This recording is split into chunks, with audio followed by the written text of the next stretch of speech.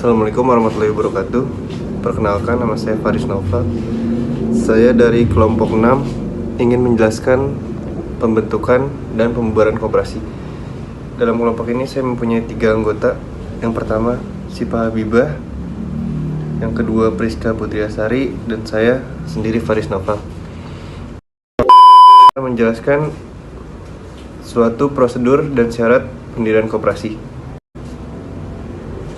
1. Bentuk koperasi. Koperasi premier atau koperasi yang beranggotakan orang per orang dan dibentuk oleh sekurang-kurangnya 20 orang. Selanjutnya koperasi sekunder atau koperasi yang beranggotakan badan-badan hukum. Koperasi dibentuk oleh sekurang-kurangnya 3 koperasi yang telah berbadan hukum. Yang kedua, jenis koperasi. Yang pertama ada koperasi simpan pinjam, lalu koperasi produsen, dan selanjutnya koperasi jasa. Yang ketiga, pembentukan koperasi. Di sini ada 3 syarat. Yang pertama itu diatur dalam UU RI nomor 25 tahun 1992, antara lain yaitu yang 1, pembentukan koperasi didasarkan atas bentuk koperasi yang akan dibentuk, atau koperasi premier atau koperasi sekunder. Yang kedua, koperasi yang akan dibentuk harus berkedudukan di wilayah negara RI atau Republik Indonesia. Yang ketiga, pembentukan koperasi dilakukan dengan akta pendirian yang membuat anggaran dasar. Selanjutnya, hal-hal yang perlu diperhatikan dalam pembentukan koperasi terbagi menjadi 4 bagian. Yang pertama, orang-orang yang mendirikan atau yang nantinya menjadi anggota koperasi harus mempunyai kegiatan atau kepentingan yang sama. Yang kedua, usaha yang akan dijalankan oleh koperasi harus layak secara ekonomi. Yang ketiga, modal harus cukup tersedia untuk mendukung kegiatan tersebut tanpa menutup kemungkinan untuk memperoleh bantuan, fasilitas, dan pinjaman dari pihak lain. Dan yang keempat, kepengurusan dan manajemen harus sesuai dengan kegiatan usaha yang akan dilakukan agar efisien dalam pengelolaan koperasi. Di sini kami mempunyai paparan langkah-langkah dalam pendirian koperasi. Ada beberapa langkah-langkah di sini yang sudah terinci.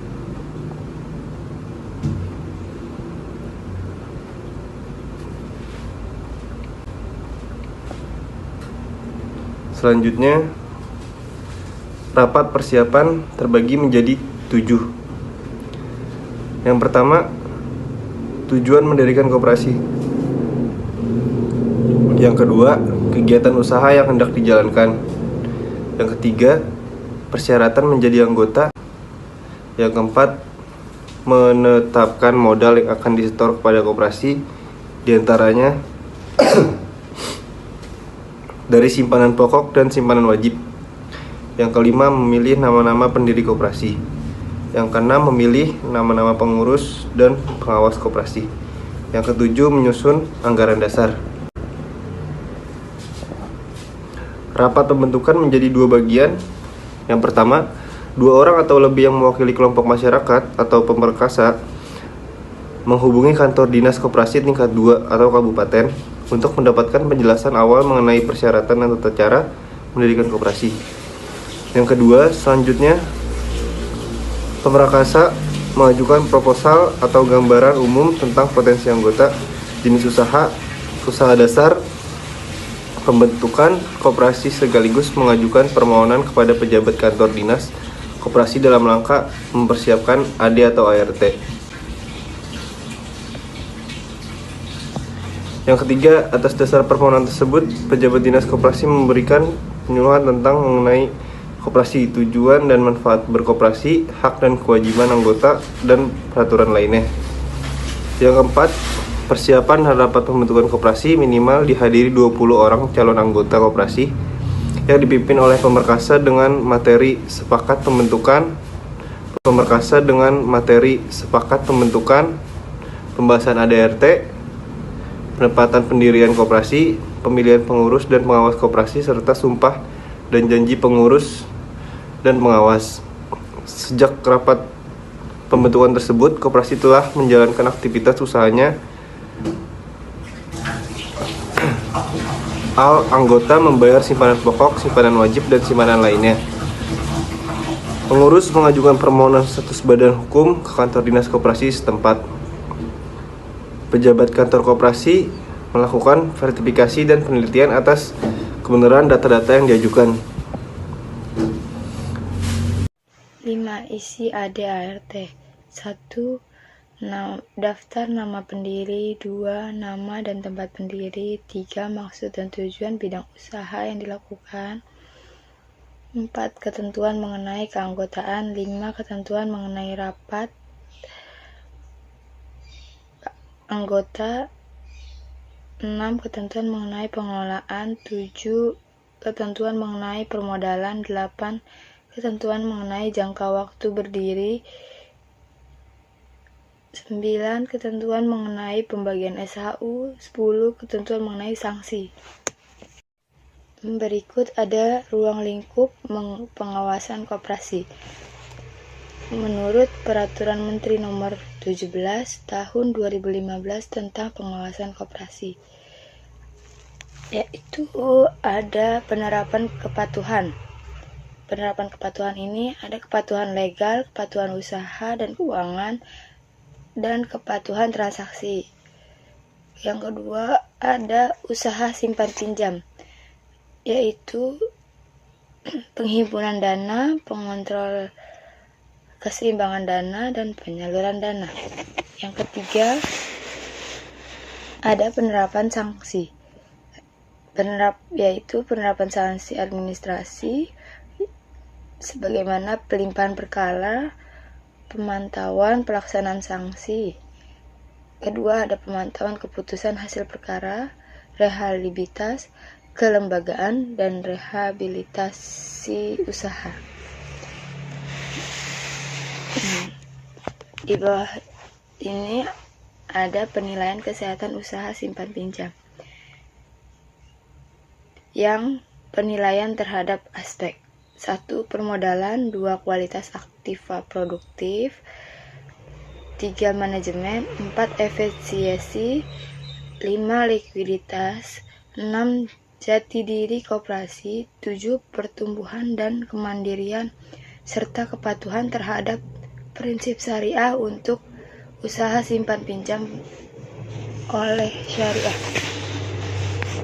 Lalu ada kelembagaan koperasi. Kelembagaan koperasi ini ada 1. Kelengkapan legalitas koperasi. 2. Kelengkapan organisasi koperasi.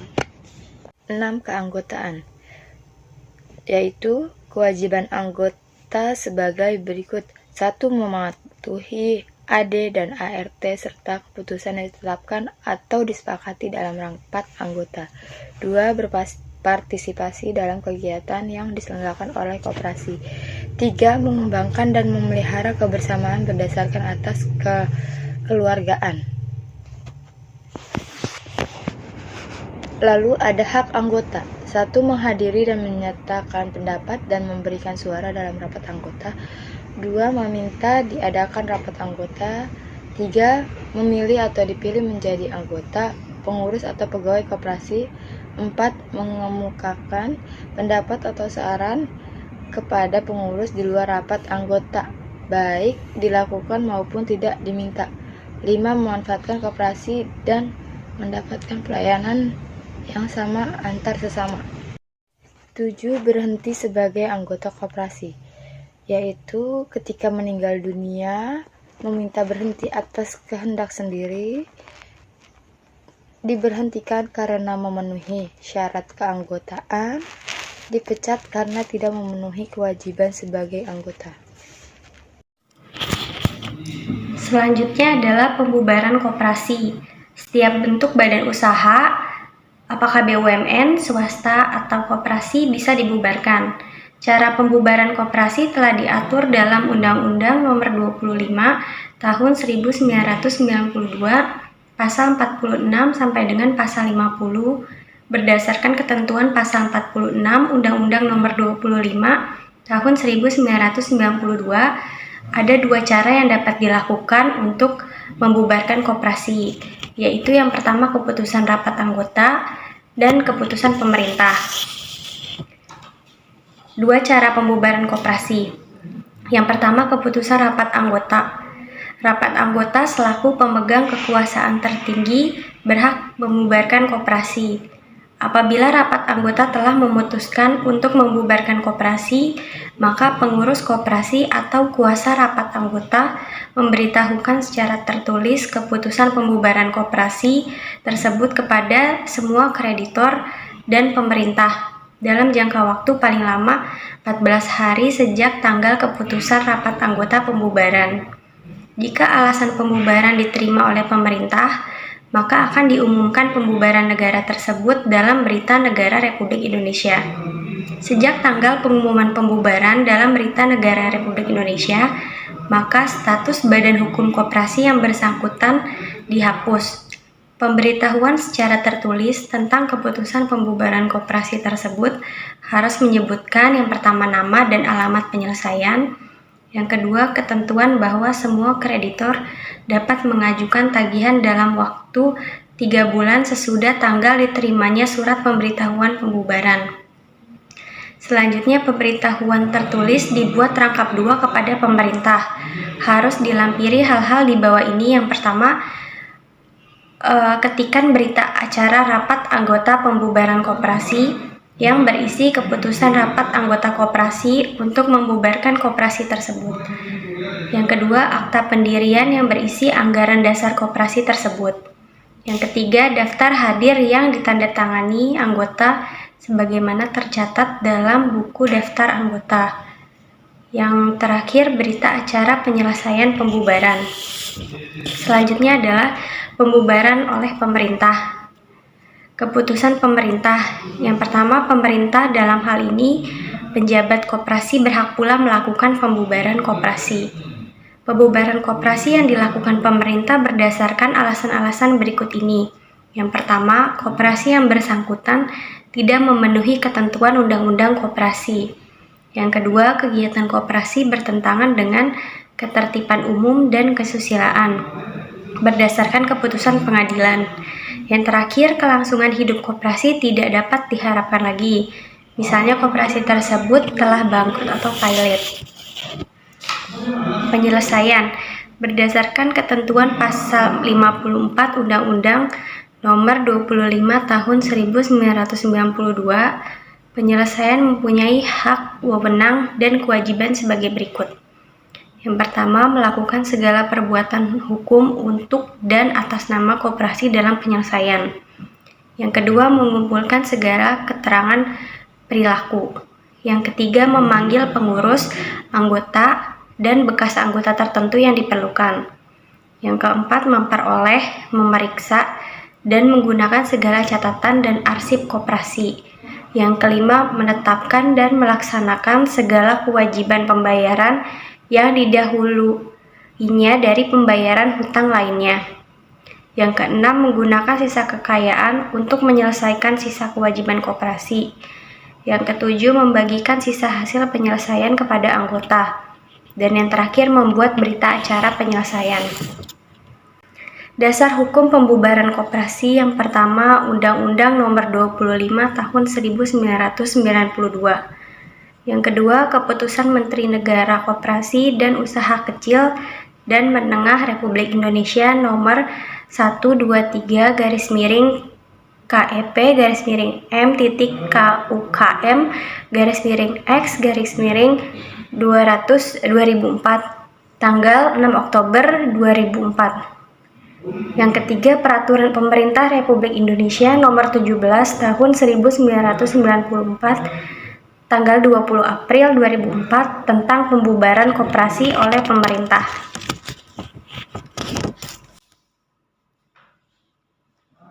Sekian dari kelompok 6. Wabillahi taufik wal hidayah. Wassalamualaikum warahmatullahi wabarakatuh.